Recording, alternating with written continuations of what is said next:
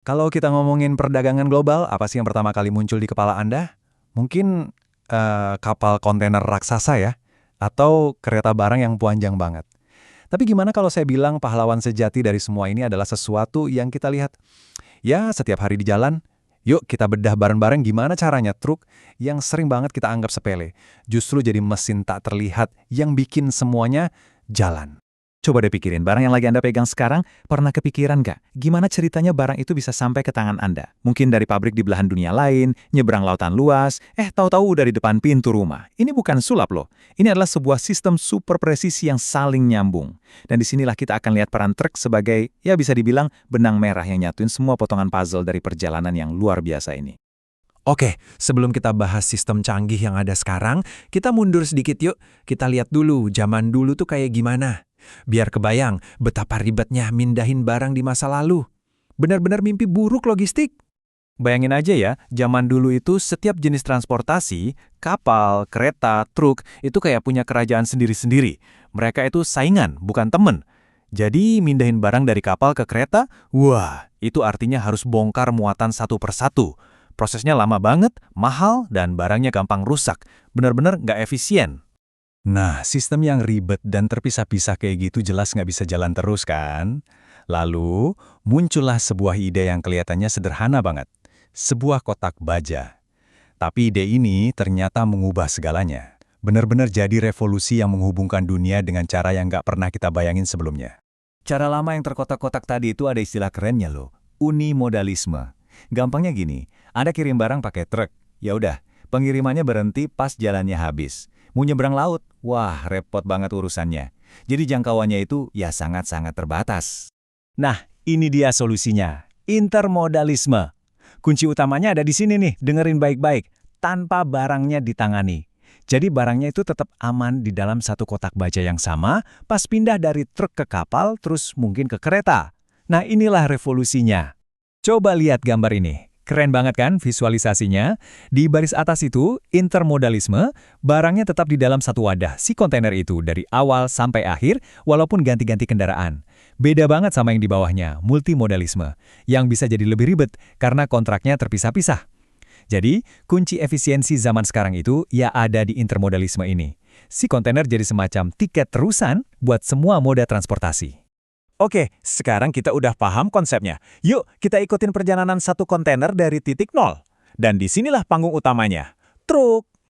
Setiap perjalanan hebat kan pasti dimulai dari langkah pertama, ya kan? Nah, dalam dunia logistik, langkah pertama ini disebut first mile, atau tahap komposisi. Di tahap inilah barang-barang dari pabrik atau gudang dikumpulin, dimasukin ke dalam kontainer, dan disiapin buat perjalanan jauh. Terus siapa pahlawan di tahap first mile ini? Jelas truk.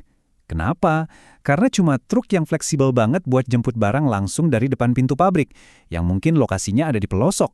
Terus ngelewatin jalan-jalan kecil sampai akhirnya nganterin kontainer itu ke hub transportasi utama, kayak pelabuhan atau stasiun kereta. Nah, setelah tugasnya di first mile selesai, truk ini ibaratnya ngasih tongkat estafet. Kontainernya diserahin buat ngelanjutin perjalanan yang sesungguhnya, perjalanan ribuan kilometer nyebrangin daratan dan lautan. Ini dia tahap interchange. Bisa dibilang, ini jantungnya sistem intermodal. Di terminal-terminal raksasa kayak gini, kontainer yang baru aja diantar sama truk langsung diangkat sama derek super besar dan dipindahin dengan presisi ke atas kapal atau kereta. Semuanya berlangsung cepat, efisien, dan yang paling penting, terstandarisasi. Kalau udah urusan jarak jauh, nggak ada deh yang bisa ngalahin kapal sama kereta api. Emang sih mereka nggak sefleksibel truk, tapi soal skala, wah mereka ini raksasanya. Satu kapal aja bisa angkut ribuan kontainer. Itu setara dengan ribuan truk loh. Jelas ini cara paling efisien buat mindahin barang super banyak antar benua. Perjalanan ribuan kilometer udah selesai, tapi ceritanya belum berakhir. Sekarang, waktunya pahlawan kita kembali beraksi. Kita balik lagi ke diagram tadi. Setelah kontainer tiba di pelabuhan atau stasiun tujuan, kita masuk ke tahap dekomposisi, atau yang lebih sering kita dengar last mile. Percuma kan barang udah menempuh perjalanan ribuan kilometer, tapi nggak bisa sampai ke tujuan akhirnya. Nah, ini tahap yang paling krusial. Dan siapa lagi kalau bukan truk yang beraksi? Sebuah truk bakal datang, ngambil kontainer itu dari terminal, terus nganterin lewat jalanan kota, ke gudang, ke pusat distribusi, atau bahkan langsung ke toko tempat Anda belanja. Tanpa truk, kontainer-kontainer itu cuma bakal numpuk aja di pelabuhan. Oke, jadi kita udah ngikutin perjalanannya dari awal sampai akhir. Sekarang yuk kita tarik kesimpulan. Kenapa sih truk ini jadi semacam tulang punggung yang nggak bisa digantiin dalam sistem yang kompleks ini? Intinya begini, kapal dan kereta itu jagoan buat ngangkut barang dalam jumlah besar dari satu titik besar ke titik besar lainnya, atau terminal ke terminal. Tapi, cuma truk yang bisa ngasih layanan yang benar-benar spesifik dari satu titik ke titik lainnya, atau point to point, dari pintu pabrik langsung ke pintu gudang. Tabel ini ngejelasin semuanya dengan gamblang. Coba lihat deh kolom jangkauan pasar. Moda lain, entah itu kereta atau kapal, operasinya terminal to terminal. Cuma truk yang bisa point to point.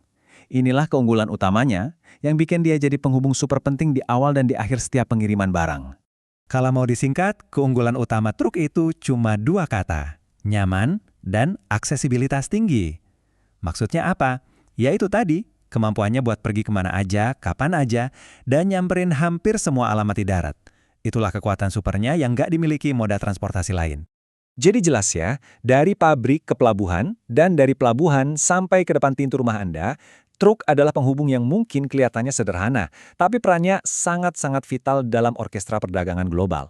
Nah, sekarang kan teknologi logistik makin canggih ya, ada drone pengiriman dan lain-lain. Tapi pertanyaannya adalah, apakah teknologi-teknologi baru itu suatu saat nanti bisa benar-benar gantiin peran truk yang super fleksibel di last mile? Ini yang bakal menarik banget buat kita lihat ke depannya.